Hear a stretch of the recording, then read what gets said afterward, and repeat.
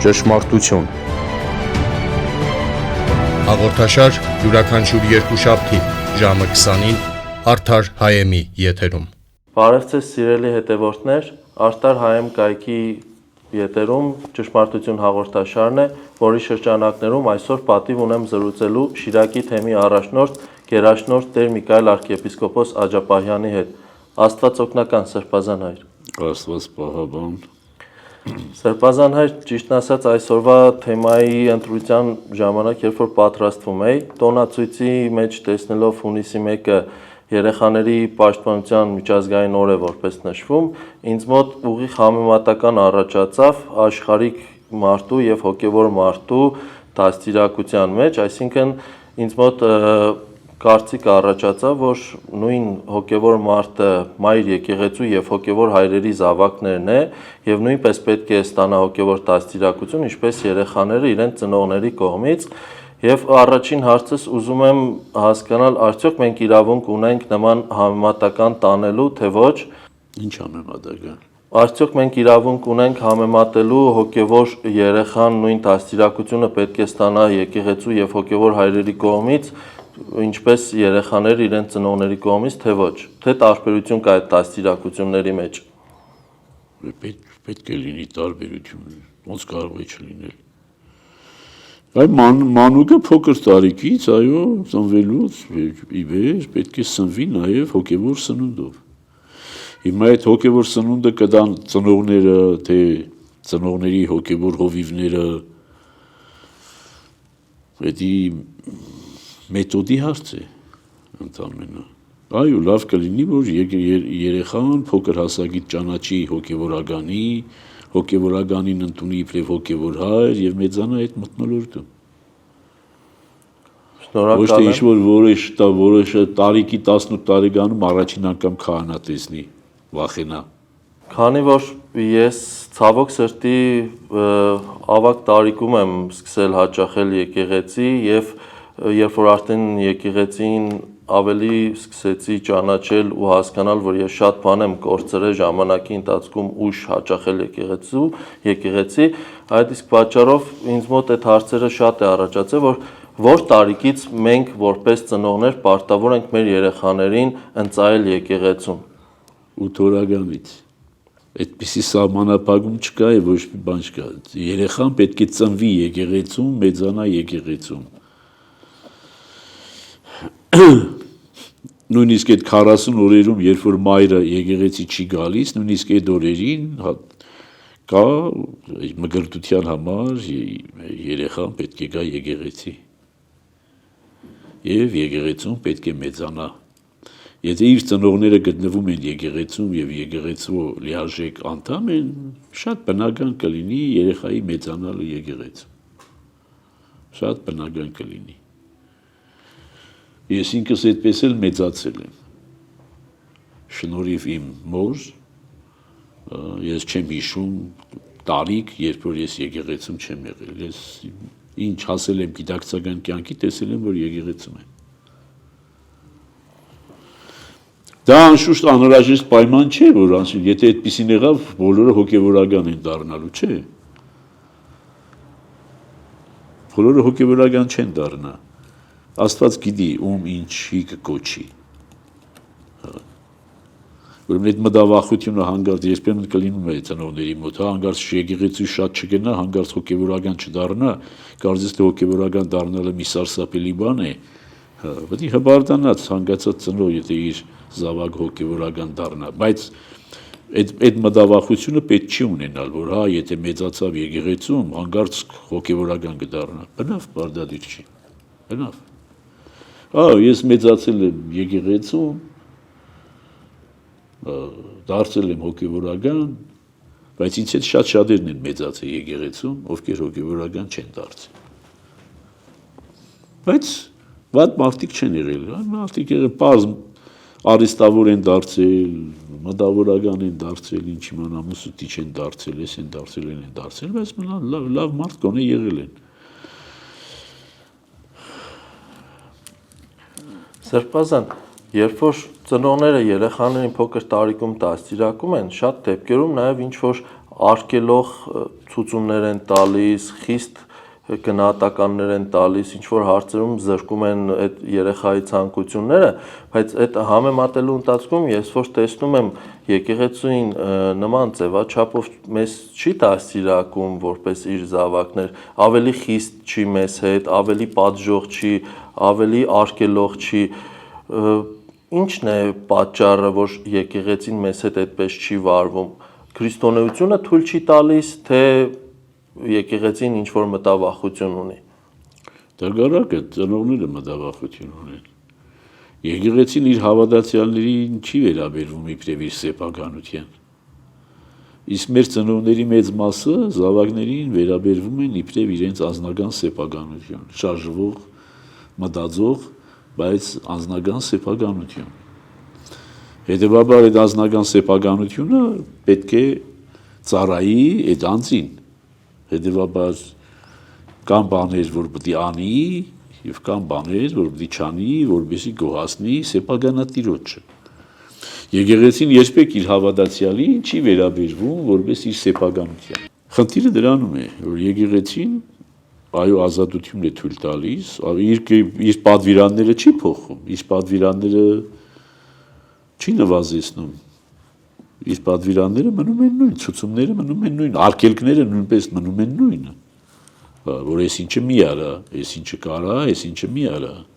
Իսկ գուցե անհրաժեշտություն կա ծնողների հետ ավելի մեծ աշխատանք տանել, որ այդ ծնողներն է գիտակցեն, որ անկախ նրանից, որ իրենք արդեն ծնող են դարձել եւ իրենք ունեն երեխաներ, բայց իրենք շարունակում են մնալ եկեղեցու համար երեխաներ եւ եկեղեցու զավակներ։ Այսինքն ինչ պետք է անենք, որ չենք անում։ Ճիշտն ասած, չգիտեմ, ես ոչ թե եկեղեցուն եմ փորձում մեղադրել, այլ փորձում եմ մյուս կողմից հարցերս ձևակերպել։ Բոլորի հետ էլ աշխատում ենք, եկեղեցին աշխատում է բոլորի, եկեղեցու համար չկա տարիք, չկա տարիքային սահմանափակում։ 0 տարեկանից մինչև 120 տարեկան, ով ուզում է լինի, եթե եկեղեցու անդամը եւ եկեղեցու անդամության հայտ է ներկայացնում, եկեղեցու համար ինքը զավակ է։ Եվ ունի այն կարիքները, որ ունի իր տարիքին համապատասխան։ Բայց ցավոք սրտի հասարակությունը այդ ամեն ինչը չի գիտակցում եւ չի հասկանում, որ ինքը բոլոր տարիքում է պետք է եկեղեցու չկտրվի եւ ձեր պատկերացմամբ ինչ քայլեր կարելի է կատարել, որպեսզի մարդիկ այդ ամեն ինչը փորձեն ավելի գիտակցել։ Ինչի համար եմ այս ամեն ինչը հարցնում, սրբազան է, որովհետեւ ես վերջերս իշխանական կողմից մի շարք ոչ վայելուչ արտահայտություններ հնչեց, չեմ ուզում այդ ամեն ինչին անդրադառնամ, բայց ես մտածեցի, որ եթե մենք ունենայինք առողջ քրիստոնյա հասարակություն, ինչպես որ մենք անընդհատ ասում ենք առաջի քրիստոնյա երկրին ենք եւ իրոք համապատասխանենք այդ առաջի քրիստոնյա ժողովուրդը լինեինք, հաստատ վստահ եմ ոչ մի իշխանական, ոչ մի ղեկավար չէր համարձակվի ինչ որ նմանատիպ արտահայտություններ անել, որովհետեւ կվախենար թե ֆիզիկապես, թե հոգեպես կվախենար հասարակության քննադատությունից եւ ինչու՞ չէ նաեւ ռադիկալ քայլերից։ Եվ իրոք ցավում եմ, որ մենք հիմա ունենք նման հասարակություն, ուզում եմ ձեր կողմից որպես հոգեվոր բժիշկի տեսանկյունից ախտորոշում տակ, թե ինչու է մեր հասարակությունը այդ վիճակում եւ դա արդյոք դաստիարակության խնդիրն է, արդյոք 70 տարի սովետական տարիներին աթեիզմի հետևանքն է, դեռ չեն կարող այդ ամեն ինչից ազատվել, թե ուրիշ պատճառ ունի այս ամեն ինչը։ Հազար մի պատճառ ունի, հիմա որ պատճառի պիտի անդրադառնանք։ Ամեն մարդու մոտ մի պատճառ ունի։ Հիմա ոնց է հնարավոր այդ 1000 մի պատճառը թվարկել։ Ամեն անհատի մոտ, ով որ ասենք թե եկեղեցու այդ խնդիր ունի, իր պատճառն ունի։ Հիմա դրա համար եկեղեցին ոչ թե ընդհանուր, այո, քարոզները ընդհանուր են լինում երբան, բայց դրանից դուրս եկեղեցին անհատապես է մոտենում յուրաքանչյուր մարդի, որովհետև յուրաքանչյուրը յուրովի խնդիր ունի։ Երբեմն ինքն իր հետ, երբեմն Աստծո հետ, եկեղեցու հետ, հասարակության հետ, եւ այդ բոլոր հարցերում անհատական մոտեցում է պետք։ Լեփլեցուն դեպքեր կան մեր հովվական ծառայության մեջ, տեսնում եք, մարդը ամեն օր հաճախում է եկեղեցի։ Ամեն օր հաճախում է եկեղեցի։ Հետո մեկ էլ տեսնում ես բացարձակ սկսում է չհաջախել։ Ուրեմն ինչ-որ մի բան եղել է, խռովել է, խուզվել է, Աստծուց խռովել է, եկեղեցուց խռովել է։ Եվ երբեմն որ քննում ես, տեսնես, որ այսինքն մանկական բաներ են երբեմն, որոնք որքան էլ որ պարզ, լուրջ դերակատարություն են ունենում մարդու կյանքում։ Այնպես որ ասել ինչու ինչպես շատ դժվար է որոշել։ Հազար մի պատճառ կա։ Հիմա օրինակ պատերազմի օրերին կամ պատերազմից դուրս էլ լեփլեցուն մայրեր գիտեմ, ես ամբողջ 26 տարվա ընթացքում, որ ասենք երբ որ իրենց զավակը ծառայության մեջ էր, ամեն օր եկեղեցում էին։ Զավակը զորացրվեց, այլևս եկեղեցում չեն։ Այսինքն առևտրային հարաբերության մեջ են Աստծո եւ եկեղեցու հետ։ Սպասողական վիճակի մեջ, որ պետք է ինքը եւ հանգարց Աստված մի արասցե, եթե որևիցե մեկի զավակն էլ ասենք թե չի վերադարձել, հավիտյան խռով է եկեղեցուց եւ Աստծուց։ Սա նշանակում է մարդու մոտ հասուն չի։ Ոչ հավատքը, ոչ հավատքի ընկալումը, ոչ էլ Աստծո հետ հարաբերության կերպը։ Բայց դա ոչ կապ ունի 70 տարվա կոմունիզմի հետ, ոչ էլ որևիցե բանի։ Յուրաքանչյուր մարդ ինքը փնտրում է կամ գտնում է կամ չի փնտրում, չի գտնում։ Եթե մարդը հոգևոր փնտրտուքի մեջ է, ինքը անպայմանորեն կգտնի Աստծուն։ Եթե հոգևոր փնտրտուքի մեջ չի, անպայմանորեն կկորցնի Աստծուն։ Եկեղեցին էլ նրա համար է, որպես յուրաքանչյուրի ցուցաբերի անհատական մոտեցում, թեև այդ նպատակի համար եկեղեցու ուժերը խիստ անսահմանափակ են։ Խիստ, այսինքն ոչ թե անսահմանափակ են, խիստ սահմանափակ են։ Իսկ հասարակության այն զանգվածը, որը իրեն համարում է եկեղեցու զավակ, այս ամեն ինչի գործում ինչ որ անելիքներ ունի, ինչ որ կարգադրություններ հոգևորականների կողմից ունի ստանալու, ինչ որ հանձնարարություններ ունի կատարելու։ Ինքը պետք է ցանկությունը ունենա, որ ստանա եւ կատարի, որպեսզի դա լինի։ Հոգևորականը երբեք օդի մեջ հրահանգներ, կարգադրություններ չի անի, ոչ էլ այդ հրահանգներն ու կարգադրությունները կլինեն հրահանգ կամ կարգադրություն։ Բայց ցանկացած մարդ ինքը պետք է ունենա իր հոգևոր հայրը, իր հոգևոր հովիվը, իր խոստովանահայրը, որի հետ պետք է ունենա մնայուն կապ, մնայուն շփում։ Եվ մնացածը արդեն տեխնիկայի հարց է։ Իսկ ինչ որ եկեղեցուն կից, բայց ոչ եկեղեցական նմանատիպ կառույցների, արդյոք կան նմանատիպ կառույցներ կամ եթե չկան, արդյոք կարիքը կա նմանատիպ կառույցների ստեղծելու։ Այդ կառույցները պետք է դրսից կա այդ կառույցների անհրաժեշտություն, ասենք երիտասարդաց միություն, տիկնաց միություն եւ նմանատիպ այլ կառույցներ պետք է դրա հնարավորությունը լինի այդ հասարակության մեջ, պահանջը լինի իրենց մեջ։ Արհեստականորեն դրանք չեն ստեղծվում։ Արհեստականորեն ստեղծվածը արհեստականորեն էլ կքանդվի։ Դրա համար մեր ասածը ինչ է, որ պետք է եկեղեցում լինել, եւ եկեղեցին այնքան մեծ, այնքան լայնատարած ընդգրկուն հաստատություն է, որ ամեն մեկի համար անելիք կգտնվի։ Ես քանի որ 2000-ականների սկզբի այն սերունդներից եմ, ովքեր որ պատանի կամ երիտասարդ հասակում եկեղեցի են հաճախել, ուզում եմ ձեզանից, այսպես ասած, համեմատական կարծիք իմանալ 2000-ականների սկզբում էր երիտասարդությունը շատ հաճախում եկեղեցի, թե հիմա 2000-ի արդեն 3-րդ տասնամյակում։ Հիմա կարծում եմ, որ ավելի շատ է։ Ճիշտն ասած, իմ կարծիքով էլ այդ շատ կարծրատիպեր, որ 2000-ի սկզբներում կար, հիմա այդ կարծրատիպերը չկա, ձեր նշած այն հանգամանքը, որ եթե երեխան եկեղեցում է, մարդկանց մոտ կարծիք է առաջանում, որ տերտեր է ուզում դառնալ, այսպես կներեք արտահայտվեմ, քանի որ ես էլ ժամանակին շապիկ եմ հագել եւ հաճախում էի եկեղեցի, մարդիկ ինձ ասում էին՝ մի գուցե տերտեր ես ուզում դառնալ, բայց Հիմա արդյոք այդ նույն Այսինքն եթե դառնայր ինչ, վատ պետք է լիներ։ ինձ համար չէ, բայց հասարակության մեջ այդ խոսակցությունը այն ժամանակ շատ տարածված էր ու հավատացեք իրոք շատ դժվար է նաև այդ հաճախող երիտասարդի կամ երեխայի համար այդ ամեն ինչը կոտրելը։ Բայց փառք Աստծո ես կարողացել եմ այդ ամեն ինչը հաղթահարել։ Ուզում եմ հասկանալ հիմիկվա երեխաներն էլ էլի այդ խնդրին կբախվեն, թե արդեն բոլոր սերունդներում կբախվեն։ Բոլոր սերունդներում էլ կբախվեն, որովհետև հայ ժողովրդի համար հայ հոգևորական ասպարեզը հրապուրիչ ասպարեզ չի, զողողության ասպարեզ է։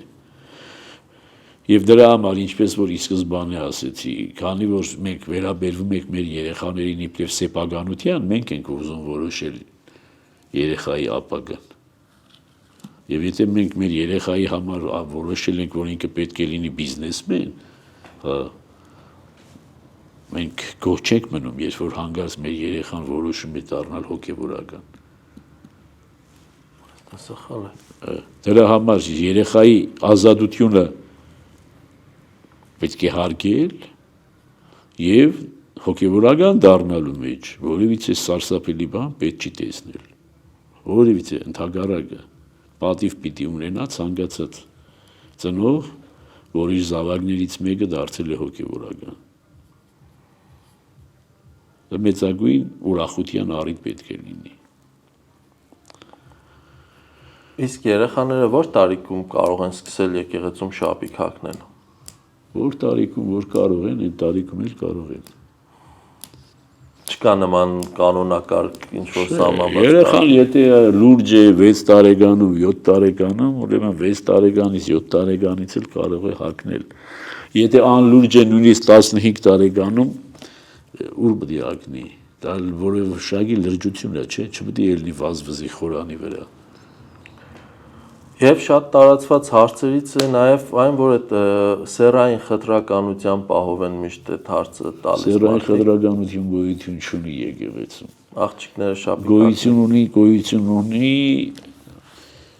ամեն մեկին իր ասպարեզում պահելու եւ իր ասպարեզում կրթելու հնարավորություն։ Ոչ մի անհավասարություն գոյություն չունի։ Խորանը վերապահված է տղամարդկանց, բայց մայրության խորանը վերապահված է աղջիկներին։ Որն է ավելի բարձր։ Մայրությունը։ Մենից որ մայրությունը քահանայությունից բարձր է, որովհետև քահանաներն էլ ծնվում են մայրերից։ Բայց միշտ չէ, որ քահանաներից ծնվում են մայրեր։ Շնորհակալ եմ ճիշտ խորհուրդների համար, Սրբազան, բայց ուզում եմ ձեզանից լսել առաջիկա նոր սերունդի համար խրատող եւ ուսուցանող մի շատ կարևոր առաքելություն, թե ոնց պետք է վարվեն ներկայիս երիտասարդ ծնողները, որպեսզի հետագայում չսխալվեն։ Այսինքն մենք երբ որ մեր սխալները տեսել ենք մեր մաշկի վրա, հիմա ուզում ենք, որ այդ նույն սխալները չկատարենք մեր երեխաների հետ կապված։ Ոնց անենք, որ ճիշտ լինի։ Ոնց պետք է անեք։ Եղեք եկեղեցում ձեր երեխաների հետ միասին, ինչ պետք է անեք, ինչ մի բարդ բան է։ Բարդ ֆորմուլա է։ Ճիշտ ասած, ես ավելի խիստ հանձնարարությունների ակնկալիք ունեմ Ավելի խիստ հանձնարարության կարող է դու պատրաստ ես, բայց ոչ բոլորն են պատրաստ։ Հիմա այն խավը, որը հարց ունի հոգևորականի հետ, ինչի՞ պիտի հոգևորականի ասած անեմ։ Նրան ո՞նց կարող ես հրահանգ տալ։ Նրան հենց պետք է հասցնես այն հասունության, որ ինքը հասկանա, որ դու իրավասու ես իրեն հրահանգ տալ։ Բոլոր նրանք, ովքեր ինչ-որ հոգևոր հասունության են հասնում, հա, եւ իրենք պատրաստ են եկեղեցուն հնազանդվելու, իրենք կարծում են, թե անհնազանդները եկեղեցու չաշխատելու պատճառով են անհնազանդ, այդպես չի։ Այդ երեխան շատ դեպքերում նաև չի գիտակցում, որ ինքը Չի գիտակցում, որը կգա գիտակցի։ Թող ուրեմն ծնողները այնպես լինի, այնպես անեն, որպեսզի գիտակցի։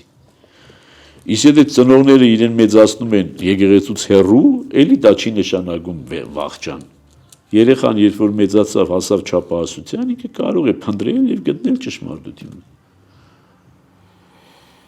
Ուղղակի մենք ասում ենք, որ ավելի լավ է, որ ճշմարտության մեջ մեծանա։ Իսուր տեղը չհոգնի ճշմարտություն փնտրելուց։ Չսխալվի աճ ու ձախ, չգնի ելնի մինչև հասնի ճշմարտության։ Էս է ամբողջ ասած։ Թե չէ 99 տարեկանում էլ մարդը կարող է գտնել ճշմարտությունը եւ փրկվել։ Կարող է լինել հագարակը, 99 տարի կարող է լինել ճշմարտության մեջ, վերջին վայրկյանում կորցնել։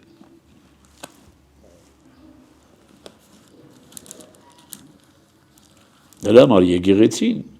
խավարան է, հիվանդների հիվանդանոց է, ոչ թե առողջների եւ սուրբերի բնակատեղի։ Եթե մարդը արդար է, եկեղեցը պետք չունի, բայց չկա արդար մարդ։ Բայց եթե ենթադրենք, որ մարդը արդար է, եկեղեցը պետք չունի, ինչի համար է եկեղեցում։ Բայց քանի որ չկա մարդ, որ ապրում է եւ մեղք չի գործում, եկեղեցին հենց դրա համար է։ Ինչպես չկա որևիցե մեկ, որ մահկանացու չի, չէ՞, եւ ինչպես պայքարում ենք, որ մի օր ավելացնենք մեր կյանքը, մի ժամով ավելացնենք մեր կյանքը, չէ՞։ Այնպես էլ հոգեվոր կյանքը պետք է այդ ջանքը չի կթափես։ Ունենալու ավելին, քան ունես։ Նյութի մասին չի խոսքը։ Այսքան բան։ Իսկ հույս ունենանք, որ կգա մի օր, երբ որ մեր երազած իրական քրիստոնյա հոգևոր Հայաստանի հոգևոր հայը կլինի այնպեսին, ինչպեսին որ պարտավոր լինել, թե դա միշտ հավերժ կմնա երազանք։ Գիտեք, խոսքը ծանրության կենտրոնի մասին է, 100% էդի ասել հնարավոր չի, բայց գոնե որոշիչ, այո, մաղթենք, որ այո, այդ կրիցիկական զանգվածը ձևավորվի, այո, հոգևոր Հայաստանի, որը կարողանա իր հետևից տանել նաև այդ բոլոր տատանվողներին, սասանվողներին, սխալվողներին։ Շնորհակալ եմ Սրբազան հայր, շատ ուրախ եմ, որ հնարավորություն ունենք նմանատիպ զրույցներ անցկացնել եւ ինչքան էլ որ սովորենք, էլի քիչ է, էլի սովորելու կարիք ունենք։ Աստված օգնական։ Աստված պահապան։ Սիրելի հետևորդներ, այսօր այսքանը, եթե ուզում եք նմանատիպ հարցազրույցներին առաջինը ծանոթանալ, ուրեմն բաժանորդագրվեք Արտար հայեմ կայքին եւ հետևեք մեր էջին։ Շնորհակալություն, հաջողություն։ Ճշմարտություն։ Ողջ ճշմարտությունը մեր իրականության մասին Միքայել arczepiskopos Աջապահյանի կողմից։ Հաղորդաշար յուրաքանչյուր երկուշաբթի ժամը 20-ին Արդար հայեմի եթերում։